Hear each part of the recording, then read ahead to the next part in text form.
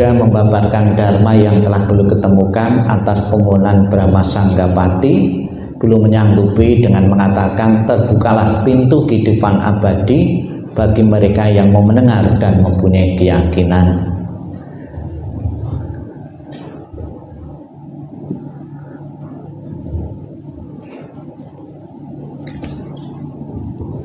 Yang saya hormati para romo ya, yang pada kesempatan ini hadir, Romo Sakya dan pemimpin Puja Bakti, dan Bapak Ibu saudara sekalian, para upasaka dan upasika atau segenap umat Buddha maupun para simpatisan yang berkenan hadir dan pelaksanaan Puja Bakti dan mendengarkan Dhamma Diksana pada minggu ini. Terimalah salam di dalam Dharma. Namo Sang Hyang Adi Budaya, Namo Buddhaya. Bapak Ibu saudara sekalian yang saya hormati, pada bulan Maret di masa kehidupan Sang Buddha ada beberapa peristiwa-peristiwa penting yang sempat tercatat di dalam kitab suci. Dan peristiwa-peristiwa yang tercatat dalam kitab suci biasanya adalah peristiwa luar biasa, di luar kebiasaan pada umumnya. Jadi di zaman Sang Buddha ada bulan Magha ya. Dan di saat bulan Magha ini menjadi salah satu hari raya agama Buddha, mungkin terbesar keempat ya. Hari raya agama Buddha diberi nama, diberi sebutan sesuai dengan bulan peristiwa itu terjadi. Misalnya saja ada 4 bulan yang populer yang dijadikan nama hari raya agama Buddha. Yang pertama hari raya Waisak. Istilah Waisak itu nama bulan India kuno, bulan kalender, bulan perhitungan kalender. Bulan Asada, istilah Asada juga nama bulan India kuno. Bulan Katina atau Katika itu juga nama bulan India. Dan saat ini di saat dalam bulan Masehi ini adalah bulan Maret, itu identik dengan bulan Magha. Di masa kehidupan Sang Buddha ada peristiwa yang sangat penting sekali, yang besar sekali. Peristiwa itu di bulan Maret ya, pas tanggal 15 itu pernah terjadi yang luar biasa, yaitu berkumpulnya 1250 biku secara serentak ya. Kalau berkumpulnya orang-orang secara tidak serentak itu banyak. Dan beberapa istimewanya lagi, biku yang berkumpul sebanyak itu tidak diundang, tanpa undangan terlebih dahulu, tanpa getok tular ya. Kalau zaman sekarang kan ribuan bahkan jutaan bisa diundang pakai WA, pakai SMS atau getok tular. Tapi bisa kita bayangkan bisa mengumpulkan atau berkumpul 1250 biku tanpa diundang. Itulah satu kejadian yang luar biasa. Mungkin kalau zaman dulu tuh ada museum rekor ya, pasti akan masuk museum rekor sebagai peristiwa yang sangat penting sekali. Maka dari kejadian itu pun sampai sekarang umat Buddha masih mengaguminya peristiwa penting ini, yaitu di bulan Magha berkumpulnya 1250 biku ya. Yang aneh lagi ya, ini dengan penerangan sempurna Sang Buddha di bulan Waisak ini selang waktunya itu cuma 9 bulan. Jadi Sang Buddha mencapai kebudaan 9 bulan berikutnya Sang Buddha bisa menabiskan 1250 biku. Apakah bukan manusia yang hebat? Saya saja sudah jadi biku puluhan tahun, itu belum tentu bisa menabiskan, bisa mengajak satu orang jadi biku ya. Kalau Bapak Ibu yang mendengarkan saat ini dengan mendengarkan ceramah ini ada 1 atau 2 orang jadi biku, tak kasih hadiah ya, ngasih hadiah. orang yang berani ya meninggalkan kegawian jadi biku ya. Tapi Sang Buddha dalam jangka 9 bulan itu bisa merubah umat awam menjadi seorang biku ya, 9 bulan saja. Ini tentunya manusia yang luar biasa ya. Namun sebetulnya Bapak Ibu sekalian, 9 bulan 1250 biku itu jadinya tidak secara otomatis 9 bulan enggak. Pada bulan kedua setelah penerangan sempurna Sang Buddha bisa menabiskan itu 5 pertapa untuk menjadi biku. Nah, 5 pertapa itu saya lihat di sini diwariskan di sini ya, diwihara di sini. Saya kalau mengajar di sini pas minggu-minggu biasa itu 5 pertapa terutama ya itu. Ya. Namun tidak perlu berkecil hati, dari 5 pertapa di zaman Sang Buddha selisih beberapa bulan lagi ke depan bisa menabiskan 60 biku ya, mungkin 3-4 bulan 60 biku. Jadi para perumah tangga mereka yang di keluarga yang tadinya mengikuti ajaran Sang Buddha 60 biku. Setelah kumpul murid pertama Sang Buddha 60 biku, kemudian para biku itu untuk menyebar ke segala arah, ke segala penjuru. Pesannya Sang Buddha ketika mengutus 60 biku ini, jangan pergi berduaan di tempat yang sama. Maksudnya apa? Biar lebih banyak lagi daerah atau wihara yang mendapatkan manfaat, mendapatkan pembinaan. Kalau kumpul di satu tempat, di satu wihara atau di satu kota saja ya tidak efektif lagi, maka suruh menyebar, jangan pergi berduaan di tempat yang sama ya. Ya kalau tidak ada larangan seperti itu, tidak ada anjuran seperti itu, pasti seorang biku pun akan memilih daerah-daerah atau wihara-wihara yang basah ya. Tahu wihara yang basah, yang banyak hujannya. Daerah-daerah yang kering ya, yang tandus pasti tidak mau ya itu. Tapi ternyata juga anjuran Sang Buddha itu agar lebih banyak lagi daerah yang terjangkau. Kemudian ya dari 60 biku ini ya, Sang Buddha bersama kerjasama dengan yang lain juga itu bisa mengubah kurang lebih 1000 pertapa non Buddhis, yaitu Kasapa bersaudara. Nah, Kasapa bersaudara itu ada yang mempunyai murid ya 250 ya kakak beradik. Ada yang mempunyai murid 500, yang mempunyai murid 250 ada 2, yang 500 ada 1, digabung jadi 1000. Inilah cikal bakal awal mula kenapa bisa berkumpul sebanyak 1250 biku ya. Itu kan manusia luar biasa, kalau tidak mempunyai kemampuan seperti itu rasanya tidak mungkin ya. Ini penjelasan dari kitab suci Bapak Ibu. Namun demikian Bapak Ibu, ternyata gaya bahasa kitab suci itu tidak selamanya gaya bahasa yang real, yang nyata. Tidak sedikit cerita atau ungkapan-ungkapan cerita zaman dahulu itu mewakili saja. Kata ribuan itu mewakili banyak ya. Seperti di Indonesia kan ada juga, saya mengucapkan beribu-ribu terima kasih atau minta maaf. Bukan berarti kita mengucapkan terima kasih sebanyak 1000 kali loh. Ya. Itu ya bilangan yang dilebihkan.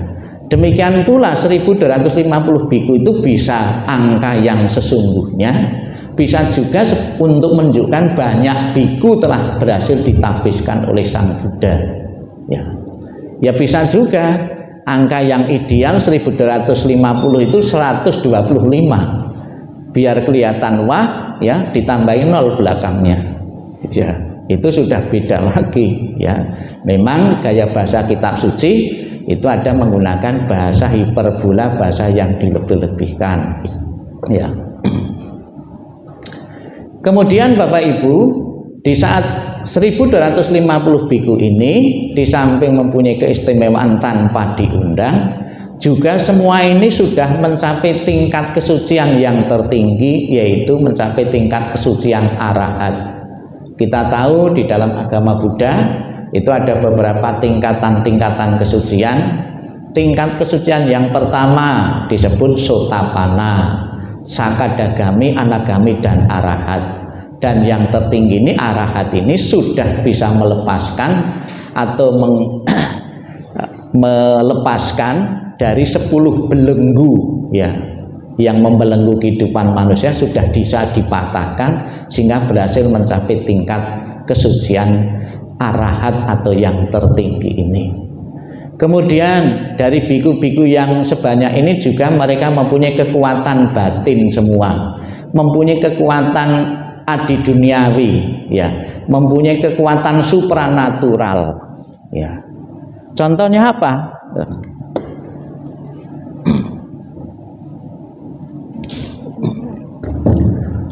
Mempunyai kekuatan supranatural mereka. Misalnya saja ya, dimatikan saja nanti baterainya habis ya. Misalnya saja supranaturalnya itu kan ada tembok ya di luar. Kalau saya mempunyai supranatural bisa melihat nembus tembok, saya bisa tahu ada orang berjalan naik ya. Coba omongan saya itu betul atau salah, dicek. Ada orang berjalan naik enggak? Enggak usah, ini cuma berguru saja ya. Ya, bisa tembus tembok ya.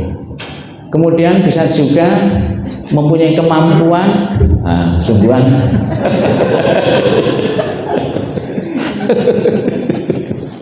ya, bisa tahu ya, itu mempunyai kemampuan mendengarkan jarak jauh ya. Saya juga punya kemampuan seperti itu, mendengar jarak jauh dengan HP, dengan telepon. Ada orang luar kota, bahkan luar negeri pun bisa. Tapi mereka tanpa menggunakan HP, tanpa menggunakan handphone, bisa mendengarkan dari jarak jauh. Ya. Terus bisa melipat gandakan diri, bisa memperbanyak diri. Ya, misalnya saja, ini kan seandainya saya mempunyai kemampuan seperti itu kan luar biasa. Hari ini di jam ini ya, mempunyai acara yang berbeda. Saya dapat undangan beberapa tempat di jam yang sama. Saya bisa menghadiri semua. Sekarang juga ada kemampuan seperti itu. Ya, biar ceramah saya didengarkan oleh orang sebanyak mungkin di luar wihara ini. Saya pakai YouTube, saya pakai Zoom. Ya. Itu juga kemampuan juga. Sekarang ya. Kemudian kemampuan yang lain lagi yang orang arahat itu, salah satunya yaitu bisa mengawetkan makanan. Mengawetkan makanan. Jadi pernah terjadi ada seorang ibu itu mau berdana makanan kepada biku ya. Kemudian setelah selesai masak dia datang ke wihara ya. Bante, mohon berkenan datang ke rumah saya sudah masak untuk Bante, sudah tak sajikan. Kemudian Bantenya ngomong, maaf Bu, sudah banyak yang antri berdana, saya sanggupi 7 hari lagi, 1 minggu lagi. Ibu ini sudah terlanjur masak ya, dia pulang dengan kesedihan. Sebelum sampai rumah di perjalanan ketemu seorang biku yang sudah mencapai tingkat kesucian dan juga mempunyai kesaktian juga, Biku Moggallana. Biku Moggallana itu melihat ibu ini kok sedih sekali. Bu, ibu kok sedih sekali, mungkin bisa membantu saya apa yang jadi kesedihan ibu. Oh gini dia cerita, saya itu sudah terlanjur masak mengundang Sang Buddha. Namun Sang Buddha menyanggupi 7 hari lagi, seminggu lagi, padahal makanan sudah saya terlanjur masak ya. Saya minta mohon kepada Bante Moggallana agar makanan yang sudah saya terlanjur saya masak ini tidak basi selama seminggu ya, disanggupi. Jadi bisa menunda agar tidak busuk selama 1 minggu. Ternyata kemampuan itu juga saya miliki juga. Saya simpan di kulkas. Itu. Kemudian saya ingin berdana langsung kepada Sang Buddha agar keyakinan saya tidak berubah, saya tidak goyah selama seminggu. Saya tetap yakin kepada Buddha. Sang Buddha tidak bisa menyanggupi seperti ini, karena tidak bisa ya keyakinan seseorang itu dirubah dengan kekuatan supranatural. Oh mohon maaf Bu, kalau masalah keyakinan saya tidak bisa. Ya, itu ibu sendiri yang harus mempertahankan. Ya, Bapak Ibu besok itu mau beragama Buddha dan tidak, Bapak Ibu sendiri yang harus mempertahankan. Tidak bisa dipengaruhi dengan kekuatan supranatural. Tidak sanggup itu mugalan. Kemudian permohonan yang ketiga, agar selama 7 minggu ini saya dijamin tidak akan mati. Ini bisa dengan kekuatan supranatural. Ya. Ada pelajaran yang penting dari ketiga permohonan ini adalah bahwa keyakinan seseorang tidak bisa dirubah dengan kekuatan supranatural. Bapak Ibu sendiri mau beragama Buddha terus atau tidak yang mempertahankannya. Agar Bapak Ibu tetap bertahan dalam Buddha Dharma, maka setiap hari Minggu Bapak Ibu rutin mengikuti puja bakti di rumah, nyetel YouTube, di rumah membaca-baca buku Dhamma untuk mempertahankan Bapak Ibu tetap berkeyakinan kepada Buddha Dharma dan Sangha. Itu. Kemudian keistimewaan berikutnya kepada Bapak Ibu di saat berkumpulnya 1250 biku ini, Sang Buddha menyampaikan ya khotbah Dhamma yang disebut dengan bahasa palingnya itu Opadapatimokkha, atau kalau diterjemahkan dalam bahasa Indonesia itu ajaran dasar agama Buddha.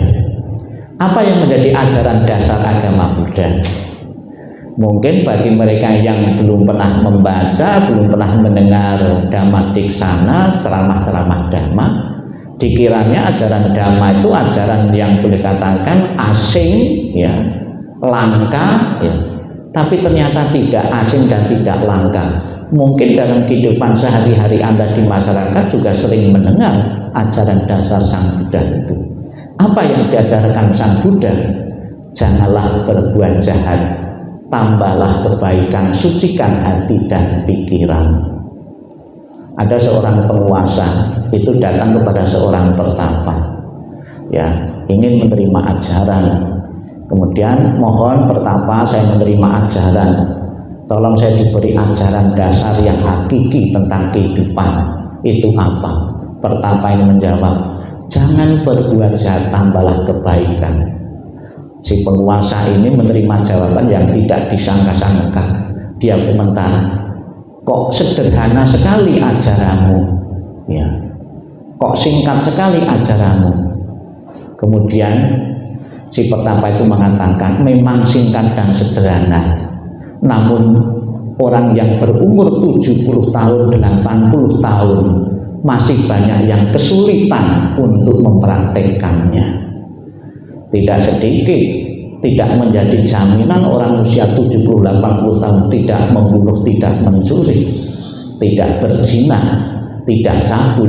Kan banyak kejadian-kejadian orang yang usianya sudah bau tanah saja belum bisa berpikir untuk menghentikan kejahatan dalam dirinya. Ya. Kemudian juga Bapak Ibu sekalian, kadang-kadang kita merasa bangga. Saya tidak berbuat jahat, saya tidak pernah membunuh, saya tidak pernah mencuri.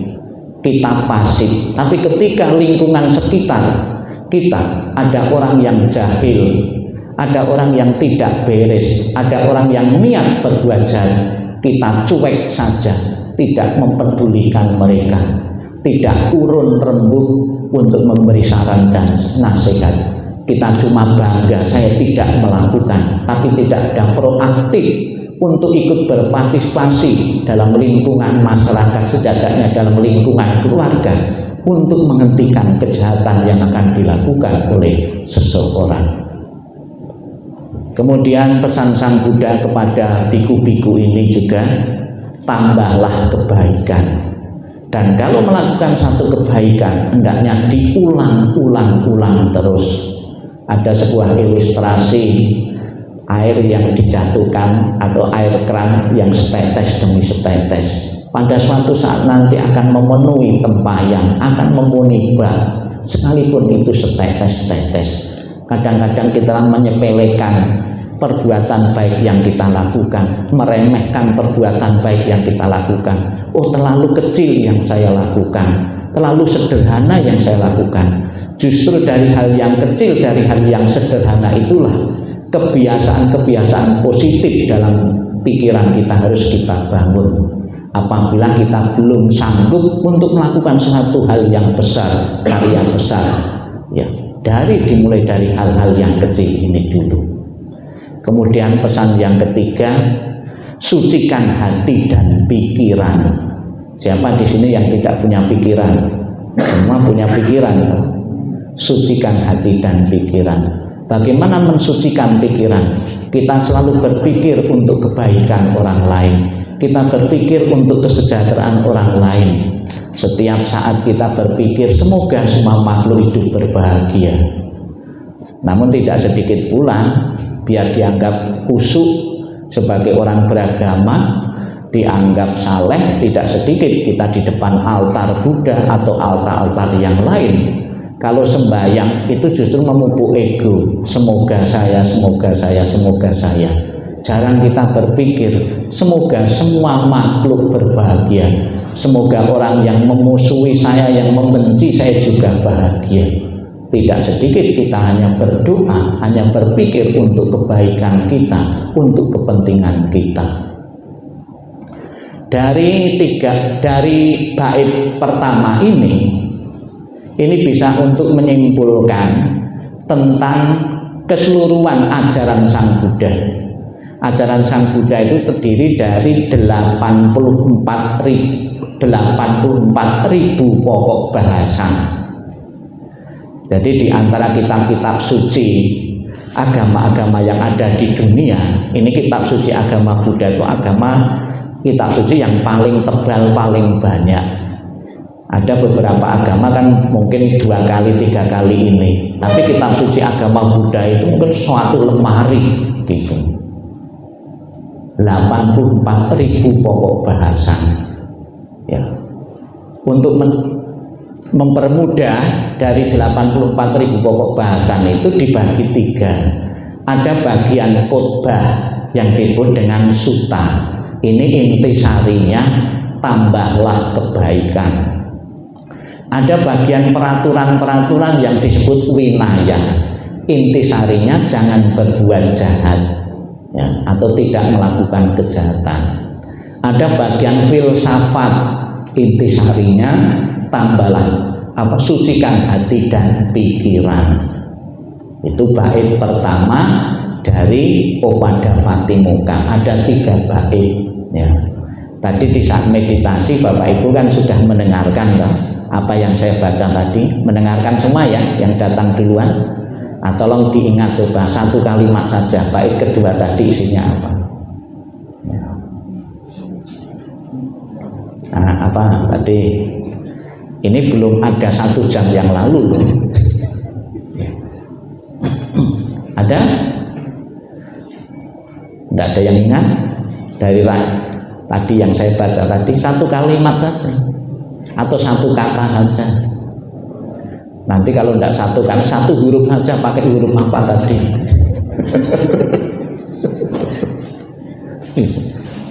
Ya. Ya, di zaman teknologi maju saat ini ternyata daya ingat kita itu justru bukan semakin baik, semakin rendah. Kalau zaman dulu sebelum ada buku ya sebelum ada HP kita daya ingat kita itu bagus. Ya. Zaman dulu kitab suci itu tidak ditulis, diberikan secara oral saja, disimpan, suruh mengulang tahun, dari selisih setahun 2 tahun pasti bisa ingat. Ya. Kalau sekarang belum ada 1 jam saja suruh ngulang kan tidak bisa kan? Karena sudah dijejali dengan pikiran-pikiran yang lain. Ya, apa pesan Sang Buddha yang baik kedua? berbicara tentang kesabaran. Kesabaran adalah cara bertapa yang paling tinggi, cara praktek bertapa yang paling tinggi. Kesabaran. Kita sering bercerita tentang pertapa, seorang pertapa. Kalau seorang pertapa itu di atas gunung, di tempat yang sepi, itu cepat berhasil mencapai pertapaannya, itu wajar. Tapi kalau bertapa di tengah pasar, ya, di tengah-tengah keramaian dan berhasil, itu yang luar biasa. Karena dengan godaan bermacam-macam masih kita bertahan. Nah, kalau bertahannya karena tidak ada godaan itu kan tidak luar biasa. Pertama di atas gunung tidak ada godaan, ya pasti berhasil. Seorang yang tidak makan alias puasa, karena tidak ada makanan itu ya banyak yang berhasil. Tapi coba kita tidak makan di saat puasa, di situ digoda oleh macam-macam makanan, itu belum tentu. Kalau berhasil itu ya luar biasa. Ya, tuh. Kemudian bait ketiga, Sang Buddha membicarakan atau menyampaikan sebuah pesan, tidak menghina, tidak melukai, mengendalikan diri sesuai dengan tata tertib, makanlah secukupnya, hidup dengan menyepi dan senantiasa berpikir luhur. Inilah ajaran semua Buddha. Tidak boleh menghina. Tidak sedikit karena kita merasa lebih baik, lebih kaya, lebih mampu menghina yang lain, meremehkan yang lain.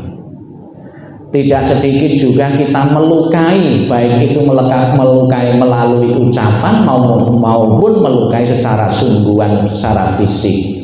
Kemudian mengendalikan diri sesuai dengan tata tertib, ya. Dan juga saya singgung tentang disiplin.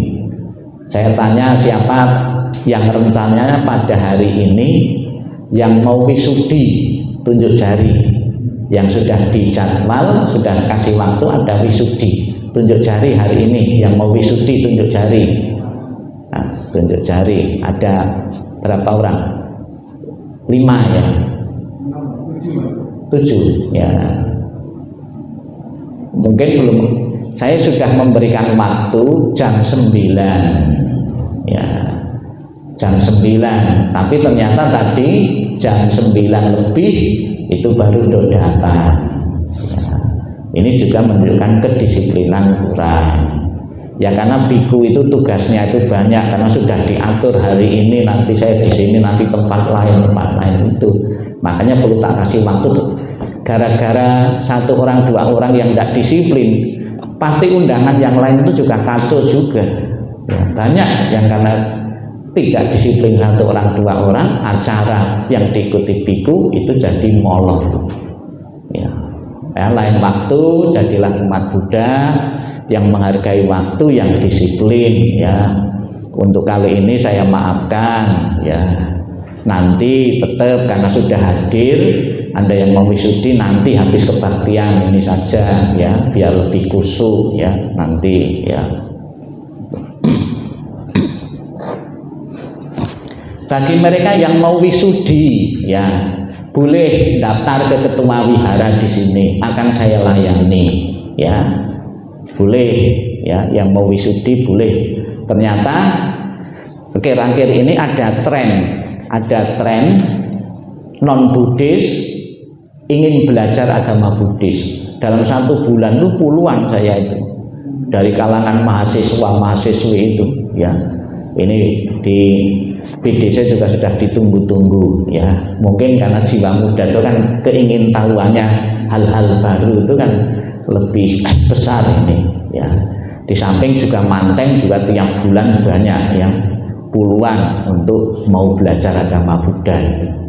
Kapan hari ada kepala pengurus sekolah di salah satu sekolah itu cerita, Bante, dari agama saya ada penurunan jumlah yang beragama agama saya, yang Buddhis kok kecenderungan sekarang naik. Nah, ada cerita gitu, pengurus salah satu yayasan sekolah. Jadi silakan Bapak Ibu Sekarang kan belajar agama Buddha itu tidak terbatas di wihara. Banyak yang cerita dengan saya mendapatkan pelajaran agama, mendapatkan pengetahuan agama itu lewat internet, lewat YouTube yang ditonton. Sekarang kan banyak biku-biku yang ceramah di YouTube. Banyak artikel-artikel Buddhis yang bisa baca, tidak harus pergi ke perpustakaan, lewat YouTube saja, lewat internet saja. Mereka tertarik untuk mendalami secara mendalam agama Buddha, ya itu. Saya baru pulang saja kemarin, tadi malam jam 11 dari Banyuwangi, perjalanan tuh kurang lebih 6-7 jam, jam 11 malam baru pulang. Di sana juga ada acara pelantikan Majelis Budayana di Kota Banyuwangi. Orang-orang desa semangatnya luar biasa, ya itu. Bapak Ibu saudara sekalian yang saya hormati, inilah yang perlu saya sampaikan pada kesempatan Hari Magha Puja ini. Semoga dengan peringatan Magha Puja atau ceramah tentang bulan Magha ini, Bapak Ibu disegarkan kembali. Saya yakin apa yang saya sampaikan, apa yang saya baca dalam kitab suci ini sudah sering Bapak Ibu dengar, sudah sering Bapak Ibu ucapkan. Tidak melakukan kejahatan, sucikan hati dan pikiran, sudah bahasa yang biasa, yang boleh katakan sudah populer, ya. Namun hendaknya kita betul-betul melatih diri. Kita tidak akan melakukan kejahatan dengan alasan apapun, dan kita selalu memupuk kebaikan sebagai salah satu cara bagaimana kita hidup berbahagia di dunia ini dan di dunia berikutnya. Selamat kepada Anda sekalian yang sehari ini nanti akan wisudi. Semoga menjadi umat Buddha yang betul-betul mau melatih diri. Dan juga bagi mereka yang calon manten, ya, calon manten itu kan syaratnya sekarang harus wisudi. Itu bukan peraturan majelis, bukan peraturan wihara, peraturan negara. Jadi sekarang itu di Indonesia sudah bertahun-tahun ini, seseorang mau nikah itu harus satu agama. Tidak boleh ada perkawinan campur beda agama, itu tidak bisa lagi. Maka salah satu harus mengalah. Ya, kalau mau nikah Buddhis ya misalnya dari agama lain juga harus nikah Buddhis, harus diwisudi. Saya minta bagi mereka yang mau nikah secara Buddhis jangan semata-mata karena sebagai syarat nikah. Karena tidak sedikit saya temui setelah pernikahan mereka tidak datang ke wihara lagi. Ya, tidak tahu beragama apa setelah pernikahan tapi tidak datang lagi. Ya. Ya, jadi semata-mata memenuhi syarat untuk pernikahan saja. Ya mungkin kalau tidak jadikan syarat, ya harus di tempat ibadah, mungkin tidak ada juga, tidak akan pergi ke tempat kematian. Nah, kebanyakan orang pergi ke wihara minta sembahyang itu ada dua yang saya lihat itu, di saat kematian dan di saat perkawinan, itu yang dominan. Ya, itu jangan sampai ya. Kita betul-betul jangan membohongi diri beragama, ya menekuni agama yang kita anut, ya bukan semata-mata sebagai syarat negara saja, namun sebuah pedoman kehidupan kita. Ya. Ada sebuah penelitian, keluarga-keluarga yang mendasarkan diri pada nilai-nilai agama itu jauh lebih langgeng, lebih bahagia dibandingkan mereka yang tidak mendasarkan diri pada nilai-nilai agama. Ya. Tapi kok ada Bante orang beragama, kok ada yang cerai? Ya banyak. Ada lagi orang yang beda agama bisa langgeng hidupnya, ya banyak juga. Tapi peluang untuk hidup bahagia harmonis itu apabila mempunyai satu keyakinan yang sama, di samping mempunyai kesebandingan yang lainnya, sebanding keyakinannya, sebanding murah hatinya, sebanding moralitasnya, dan sebanding kebijaksanaannya. Minimal syarat Buddhis ada 4 persamaan ini. Sekalipun pernikahan itu harus terjadi di Indonesia apabila juga ada perbedaan. Apa perbedaan? Itu perbedaan jenis kelamin. Orang di Indonesia belum bisa nikah sesama jenis kelamin. Ya, bencong sama bencong tidak bisa, ya. Tidak diakui, ya. Lesbi sama lesbi tidak diakui, sekalipun itu menurut mereka juga pernikahan, tapi tidak diakui agama dan tidak diakui oleh negara, ya. Itulah pesan yang saya sampaikan pada kesempatan hari ini. Semoga Bapak Ibu bisa memahami, bisa mengerti apa yang saya jelaskan ini. Namo Sang Hyang Adi Budaya, Namo Buddhaya.